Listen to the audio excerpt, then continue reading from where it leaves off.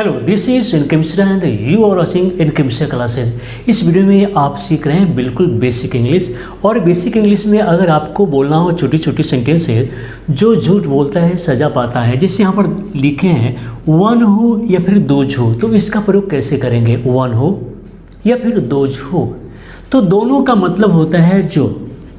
One हो और those हो मिस होता है जो। फिर इसका यूज कैसे कैसे करेंगे ये आपको सीखना है। उसके बाद है अब वह हो या फिर द बॉय हो, दोनों का मतलब है जो लड़का, जो लड़का। और यहाँ पर सेंटेंस चेंज हो सकता है, जैसे अ गर्ल हो, अ मैन हो, या फिर जो भी आप चाहें उसके बारे में बोल सकते हैं। तो दोनों में क्या अंतर होगा वो भी देखेंगे। उसके बाद है स्टूडेंट्स हु या फिर द स्टूडेंट्स हु, इन दोनों का मतलब है जो छात्र। फिर यूज में अंतर होगा, उसी को सीखना है। जैसे द बुक डैड या फिर द बुक्स डैड का मतलब है जो किताब। अब इन सबको एक एक करके सेंटेंस के रूप में हम देख लेते हैं, क्योंकि आप इंग्लिश बोलते समय या लिखते समय, क्योंकि अब इसमें क्लॉज का भी यूज़ किया जाएगा, तो उसे बारीकी से देखेंगे। और खासकर हम इतने आसान तरीके से बताएंगे कि आपको लगेगा नहीं कि आप कोई बड़ा ग्रामर पढ़ रहे हैं। इंग्लिश स्पीकिंग में जिस प्रकार हम इसका यूज़ कर सकते हैं वो आपको हम अभी बतलाने जा रहे हैं। लेकिन आगे बढ़ने से पहले आप इस वीडियो को लाइक कर लीजिए। अगर पहली बार इस चैनल पर आए हैं तो इस चैनल को सब्सक्राइब कर लीजिए और बेल आइकन जरूर दबाइए। तो चलिए शुरू करते हैं। तो सबसे पहले हम सीखेंगे वन हो और दोज हो में क्या अंतर होगा, या फिर कैसे इस पर सेंटेंस हम बनाएंगे। तो मान लीजिए एक सेंटेंस लेते हैं कि जो कठिन परिश्रम करता है वह सफल होता है। सेंटेंस को ध्यान से आपको देखना होगा। जो कठिन परिश्रम करता है वह सफल होता है। तो आप इसे कैसे बनाएंगे? तो जो एक आदमी के लिए बोला जा रहा है तो आप क्या करेंगे? वन हु का प्रयोग करेंगे। अगर जो का अर्थ जो है किसी एक व्यक्ति के लिए है कि जो कठिन परिश्रम करता है वह सफल होता है, तो वन हु करेंगे। और वही आपको बोलना है कि जो कठिन परिश्रम करते हैं वे सफल होते हैं, तो उसके लिए दोज हु का प्रयोग करेंगे। तो कैसे होगा? जैसे जो कठिन परिश्रम करता है तो आप लिखेंगे वन हु। अब यहाँ पर देखेंगे किसी एक व्यक्ति के लिए प्रयोग किया गया है, तो थर्ड पर्सन का सिंगुलर नंबर की तरह इसके साथ हम व्यवहार करेंगे, वर्ब का यूज करेंगे। तो जो कठिन परिश्रम करता है one who works hard, one who works hard, जो कठिन परिश्रम करता है वह सफलता पाता है या फिर वह सफल होता है। तो इसके लिए क्या करेंगे? अब एक चीज़ बतलाते हैं, थोड़ा सा ट्रिकी होगा, आपको समझना होगा। तो one who works hard he gets success. अब एक चीज़ आपको ध्यान देना है, गेट सक्सेस। अब एक चीज़ आपको ध्यान देना है कि भले ही यहाँ पर वह तो आ रहा है, जैसे वह सफलता पाता है। जो कठिन परिश्रम करता है, जो वन हु वर्क्स हार्ड, जो कठिन परिश्रम करता है वह सफलता पाता है। तो एक बात याद रखेंगे कि इस तरह के सेंटेंस में बाद में जो सब्जेक्ट आता है उसे हम नहीं लिखेंगे। मतलब ये हुआ कि यहाँ पर ही का प्रयोग नहीं होगा, डायरेक्ट क्या होगा? One who works hard gets success. अब चलते हैं दूसरा सेंटेंस। जो कठिन परिश्रम करते हैं सफल होते हैं। जो कठिन परिश्रम करते हैं, तो फिर हम वही करेंगे। क्या करना है? दोज करना है, दोज हु। और यहाँ पर प्लूरल सब्जेक्ट है, तो टेंस के प्रेजेंट इंडेफिनिट के अनुसार में प्लूरल वर्ब का प्रयोग होगा। तो those who work hard, those who work hard लिखेंगे। और वे सफलता पाते हैं। पहले तो आप देखेंगे कि वर्क हार्ड किया गया है, वर्क्स नहीं किया गया, वर्क्स नहीं किया गया। दोज हु वर्क हार्ड और वे सफलता पाते हैं, तो फिर आप क्या लिखेंगे? They get success, they get success. अब फिर यहाँ पर क्या करना है कि आपको यहाँ पर वे के लिए दे का प्रयोग नहीं करना है, डायरेक्ट क्या होगा? जैसे जो कठिन परिश्रम करते हैं, तो दोज हु वर्क हार्ड सफलता पाते हैं। तो फिर क्या करेंगे, गेट सक्सेस। मतलब यहाँ पर ये जो हम लिखे हैं वे सफलता पाते हैं, तो इसके लिए जो डबल सब्जेक्ट आ रहा है, दोबारा जो सब्जेक्ट आ रहा है उसे हम नहीं लिखेंगे। अब सेंटेंस है कि जो मेरे यहाँ आया था वह मेरा दोस्त था। जो मेरे यहाँ आया था वह मेरा दोस्त था। तो पहले वन हु से बनाते हैं हम। तो लिखेंगे वन हु, जो मेरे यहाँ आया था। तो फिर हम लिखेंगे केम टू मी। जो मेरे यहाँ आया था वह मेरा दोस्त था। तो एक तो आपको सिखा दिए हैं, बता दिए हैं कि दोबारा जो सब्जेक्ट आएगा उसे हम नहीं लिखेंगे। तो फिर क्या लिखेंगे, तो one who came to me, जो मेरे यहाँ आया था वह मेरा दोस्त था। तो ही तो हम लिखेंगे नहीं, तो फिर क्या करेंगे, वॉज माई फ्रेंड। जो मेरे यहाँ आया था वह मेरा दोस्त था। अब हम दूसरे सेंटेंस को देखते हैं कि जो मेरे यहाँ आए थे, मतलब अब प्लूरल में चलते हैं कि जो मेरे यहाँ आए थे वे मेरे दोस्त थे। तो फिर क्या करेंगे, तो फिर हम लिखेंगे दोज हु, जो मेरे यहाँ आए थे। तो इसके लिए तो वही होगा केम टू मी। जो मेरे यहाँ आए थे, those who came to me, मेरे दोस्त थे। तो अब क्या करेंगे, वॉज यहाँ पर था लेकिन हम यहाँ वर का प्रयोग करेंगे। तो those who came to me were my. और फिर एक बात और ध्यान देना होगा कि यहाँ पर जो नाउन है उसे भी प्लूरल करना पड़ेगा। अब इसका क्या है कि हम इसे फ्यूचर में भी ले चलते हैं। फ्यूचर में भी किस तरह का सेंटेंस होगा, जैसे मान लीजिए जो झूठ बोलेगा उसे सज़ा मिलेगी, जो झूठ बोलेगा उसे सज़ा मिलेगी। तो चलिए हम दोनों में एक ही तरह का होगा। जैसे जो झूठ बोलेगा तो हम लिखेंगे one who will tell a lie. One who will tell a lie, जो झूठ बोलेगा उसे सज़ा मिलेगी, तो विल गेट पनिशमेंट।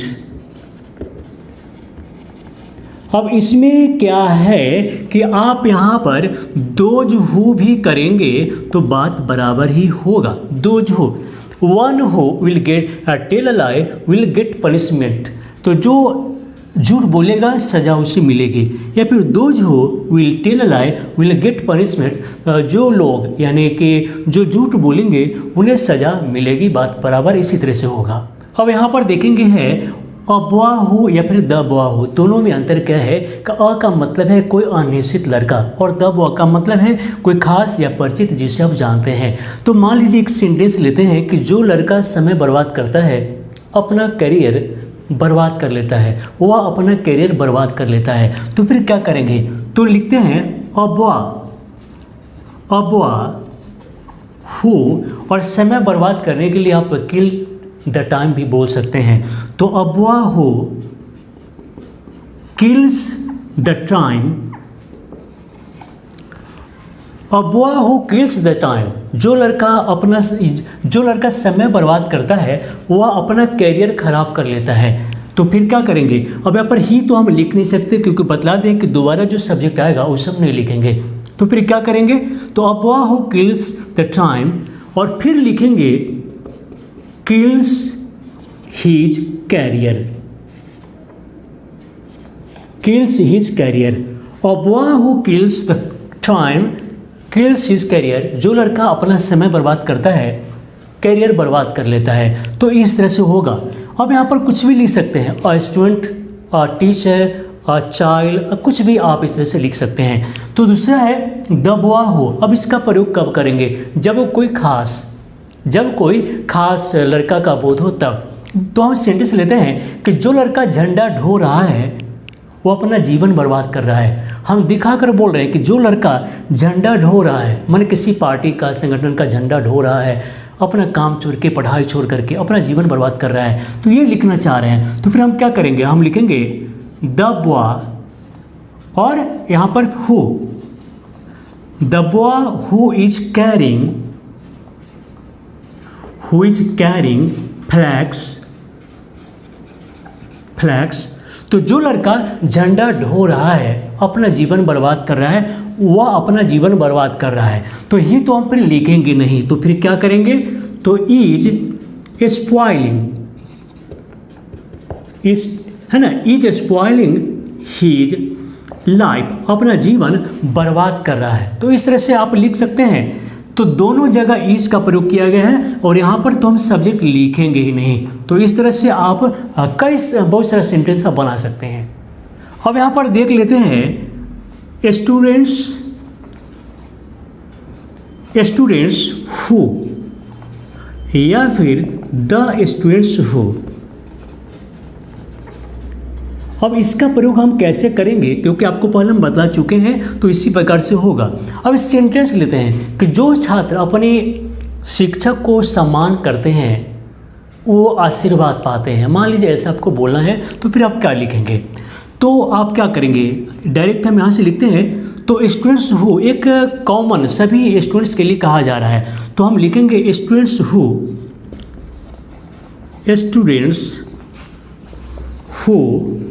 अपने शिक्षक को सम्मान करते हैं, तो हु रिस्पेक्ट। अब यहाँ पर देखेंगे कि स्टूडेंट्स लिखा हुआ है, तो फिर हम देयर का प्रयोग करेंगे। तो students who respect there teachers,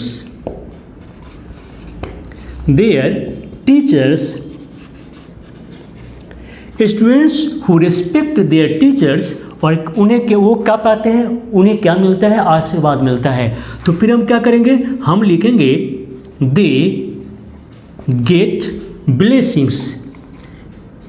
और एक बात आपको फिर दिमाग में रखना पड़ेगा कि यहाँ पर इस तरह का सेंटेंस जब भी हो तो फिर दोबारा जो सब्जेक्ट आएगा उसे हम नहीं लिखेंगे। ये आपको याद दिलाते रहेंगे बार बार हम।